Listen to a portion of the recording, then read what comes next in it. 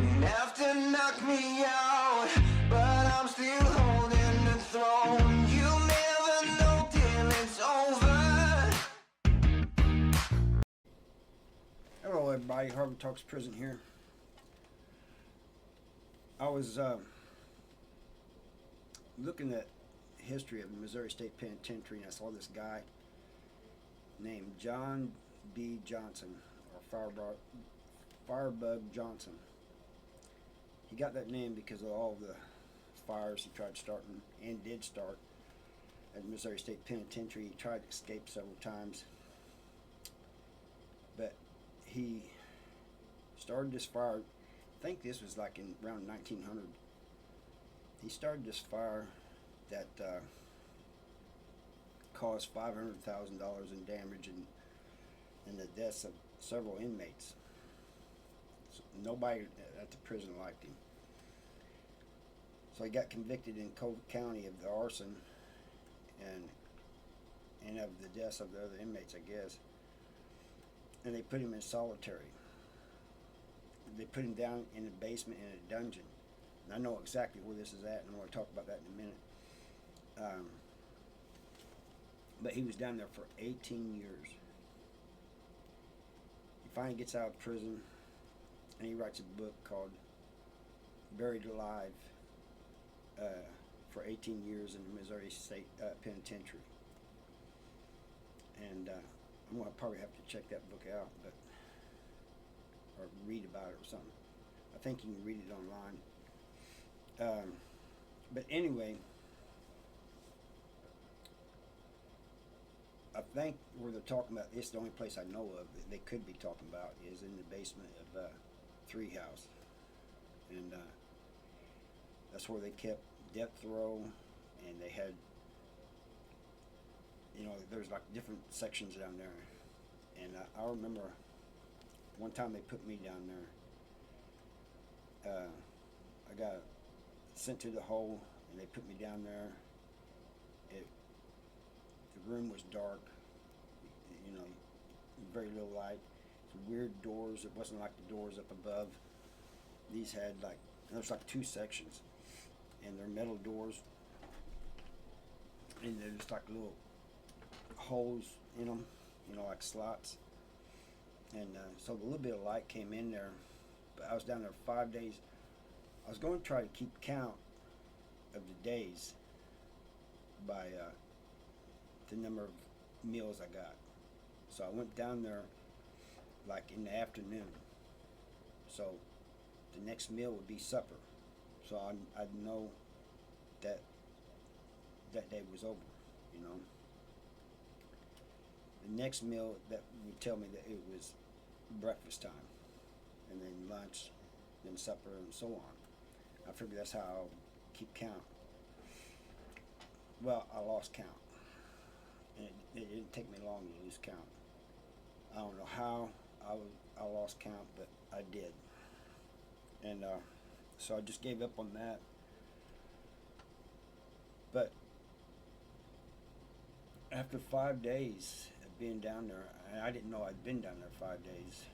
It seemed like it was a lot longer. They opened the door and they said, "Are you coming out?"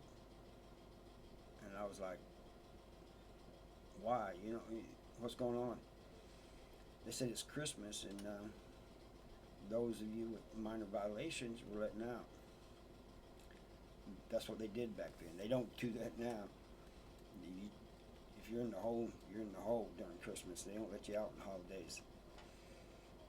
But they let me out, and I came out and the sun was bright and everything. But I also want to talk about these other cells that were found dug up after the prison was closed. Next to Tree House, where I was telling you about, they had a dungeon down there.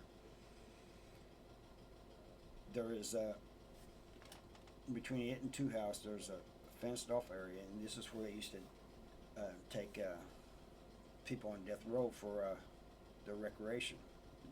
Give them a little sunlight, take them out there. and nobody, it was kind of like a little bump, but nobody, or at least I didn't anyway, thought of why, the whole, between the two housing units is like a raised area.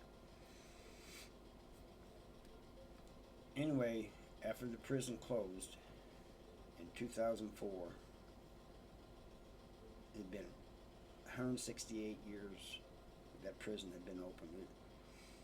I think it was 1836 when it first opened. It closed in 2004. That's a long time. It's the longest, the oldest operational prison west of the Mississippi until 2004. Anyway, after it was closed, it was made into a museum. Well, they started doing excavations and stuff, and between housing unit 3 and 2, like I was telling you about, they found these cells, a bunch of them. You can look them up online. These cells were small, so small that you had to bend your head down to go into them. They found a bunch of them, and there's rumors that they found a couple skeletons. I don't think they did. I think it's just a rumor. But another thing is down on the lower yard, where they had the softball field. It's now a parking lot. But a long time ago, that ended up being a mass grave. And I did not know that until after I got out of prison.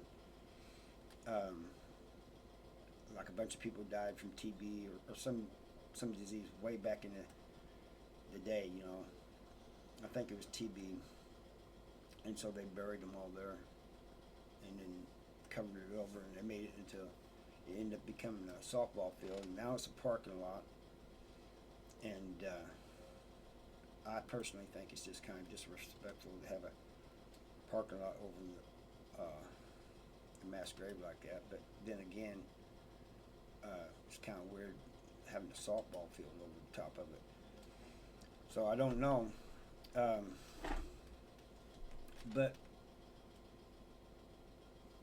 Back to Firebug Johnson. He did 18 years down there. I cannot imagine how he did it. I had trouble doing the 5 days, so I just can't imagine him doing all that time down there. But they put him down there because, he was either trying to burn something up or trying to escape, trying to get away. So in a way, you can't blame him. You can't blame him for putting him down there. What is it going to do to him, And if they let him out, he could have started another fire. I mean, he'd done caused a bunch of damage. He had done caused a bunch of inmates to die. Could they take that chance, again? Caused a lot of property damage, or he's always trying to get away. So he spent 18 years down there. He had started out with 12, and he ended up getting additional time. I'm thinking he went to prison 12 years, and he ended up doing 18. So really, he didn't get much more time for causing all that damage and the arson and the inmate's death. And that's the way it was. It used to be back in the day. You killed another inmate, they'd just throw you in the hole for a year or so. It was only that I think it was not long before I got there, maybe 7, 8, 10 years maybe before I got there, that they started charging people. If I'm wrong on this, and somebody knows differently, correct me. But it used to be they just put him in the hole. But 18 years, Tommy Silverstein, he did like 30, some in solitary, and I just can't imagine that, You gotta have a strong mind. Anyway, that's all I got for you guys today. And thank you for watching. And I'll see you next time.